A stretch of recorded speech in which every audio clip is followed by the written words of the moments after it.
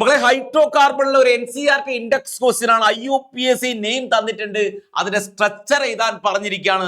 3,4,4,5 ടെട്രാമീഥൈൽ heptyne ആണ്. Heptyne എന്ന് പറഞ്ഞാൽ മക്കൾക്ക് അറിയാം എത്ര കാർബണാ? ഹെപ്റ്റൈൻ എന്ന് പറഞ്ഞാൽ 7 കാർബൺ ആണെന്ന് എല്ലാവർക്കും അറിയാം. 1, 2, 3, 4, 5, 6, 7 കാർബൺ. ഇനി എവിടെയൊക്കെ മീഥൈലുണ്ട്? 3ലും മീഥൈലുണ്ട്, ഇതാണ് തേർഡ് പൊസിഷൻ. മീഥൈലുണ്ട്. 4ലും മീഥൈലുണ്ട്. 4ൽ വീണ്ടും മീഥൈലുണ്ട്. 5ലോ മീഥൈലുണ്ട്. ബാക്കിയുള്ള ഹൈഡ്രജനെ വെച്ച് ഫില്ല് ചെയ്യാം. ഞാൻ ഫില്ല് ചെയ്യേണ്ട ആവശ്യമുണ്ടോ? ഹൈഡ്രജൻ ഒരു കാർബണേറ്റ് 4 ബോണ്ടാണ് വേണ്ടത്. ഇവിടെ 3 ഹൈഡ്രജൻ, ഇവിടെ 2 ബോണ്ട് ഉണ്ട്, ബാക്കി 2 ഹൈഡ്രജൻ, ഇവിടെ 1 bond, 1 hydrogen, 3 hydrogen, 3 hydrogen, 3 hydrogen, 1 hydrogen, 3 hydrogen, 2 hydrogen, 3 hydrogen. അടുത്ത് 2,5 ഡൈമീഥൈൽ ഹെക്സൈൻ ആണ്. ഹെക്സൈൻ എന്ന് പറഞ്ഞാൽ 6 കാർബൺ. 1, 2, 3, 4, 5, 6. 2ലും മീഥൈലാണ്, 5ലും മീഥൈലാണ്.